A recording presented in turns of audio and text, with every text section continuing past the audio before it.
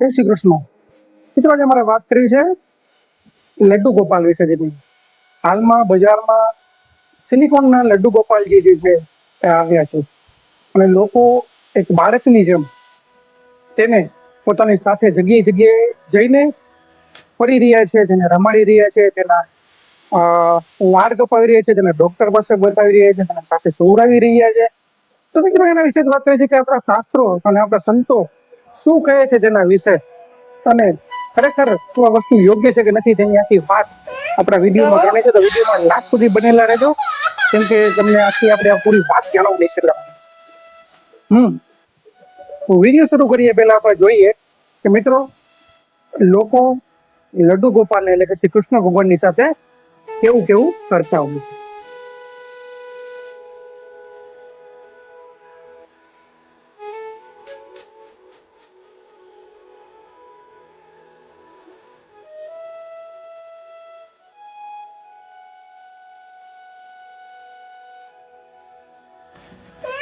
No.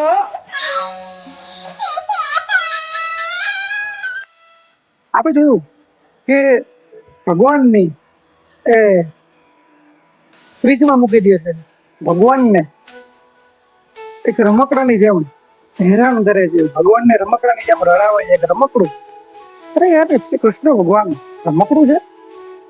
ભાવ જો એવું કહેવામાં આવે છે. કૃષ્ણ ભગવાને ભગવદ્ ગીતાનો એક શ્લોક છે જેમાં કીધેલું છે કે પત્ર પુષ્પમ ફલમ તોયમ ત્વમે ભક્તા પ્રપચ્છતિ.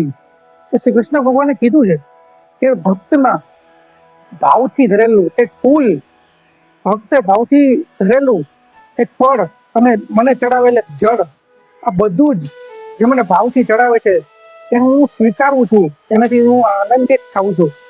અને વગર ભાવે મને સોનાની થાળીમાં પીરસેલું અને ભોગ ધરેલો હોય એ પણ મને પસંદ નથી. આ કૃષ્ણ ભગવાને કહેલું છે. લડ્ડુ ગોપાલજી છે એને આપણે એ ઘરના લડ્ડુ ગોપાલજી છે એ ઘરના બાળક નથી, એ ઘરના માલિક છે, એ સમગ્ર સૃષ્ટિના માલિક છે.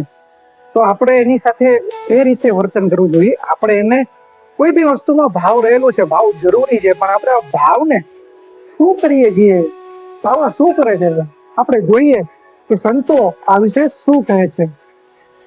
एक प्रश्न था।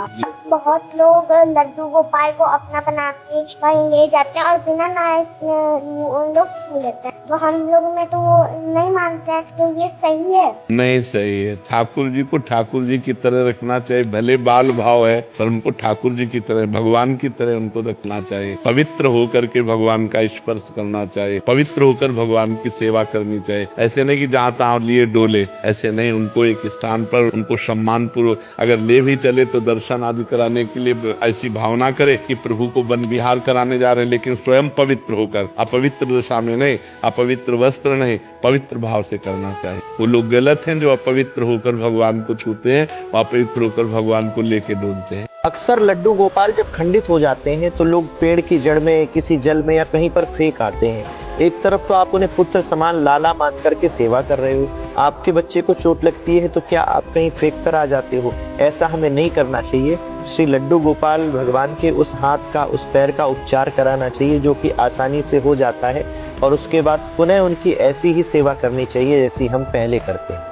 ये गलती कभी भी मत करना। जिस प्रकार से आप ये वीडियो में देख रहे हैं कि लड्डू गोपाल जी को भोग या कुछ खाने की जो भी सामग्री है वो आप मुंह पे ले जाकर दिखाते हो या मुंह पे ले जाकर खाने के भाव से आप उन्हें अर्पण करते हो, ये गलती आप कभी भी मत करना। क्योंकि शास्त्र कहते हैं कि देवता देवस्य अग्रे निदाय व दक्षिण भागे निदाय। भोजन की सामग्री होती है वह देवताओं के आगे या फिर दक्षिण में या फिर देवताओं के दाहिने भाग में रखना चाहिए।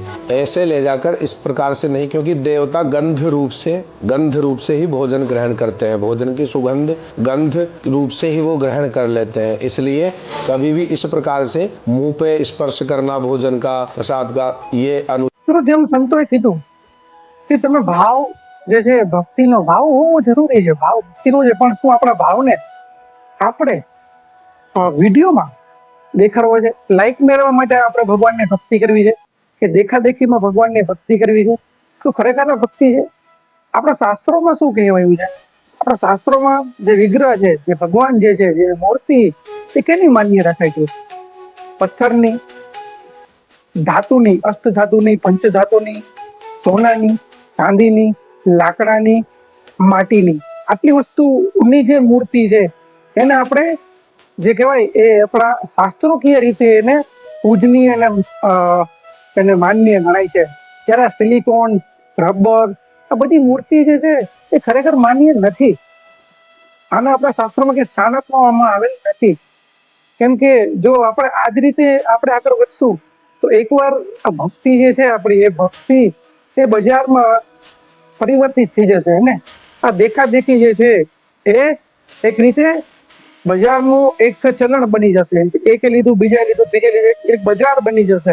અને ભાઈ કૃષ્ણ ભગવાન ને આપણે જયારે કોઈને ભેટ આપીએ તો કોઈ આપણે આપે તો આપણે એ માટે સક્ષમ છીએ. આપણે હોસ્પિટલ એમને લઈ જઈએ તો એ હોસ્પિટલ ની શુદ્ધતા, એ લેવલ જે વ્યક્તિ ભગવાનનો સ્પર્શ કરે છે એ પવિત્રના એ ગુણધર્મો એ જાળવેલા છે કે નહીં?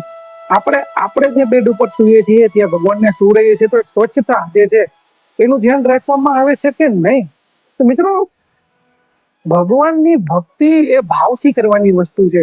કોઈ બી વસ્તુમાં ભગવાન છે, દરેક પથ્થરમાં, કણ કણમાં ભગવાન છે. પરંતુ આ રીતે સિલિકોનની મૂર્તિ લઈ અને એની અંદર આપણા ભગવાનને જોવા, ચાલો બરોબર છે, પણ એનું એટલું જ મર્યાદાથી એનું પાલન કરવું પડે. કેમ કે એ ભગવાન છે, એની મર્યાદા જરૂરી છે. એને એ રીતે આપણે ટ્રીટ ન કરી શકીએ, એને રમકડાની જેમ આપણે ટ્રીટ ન કરી શકીએ.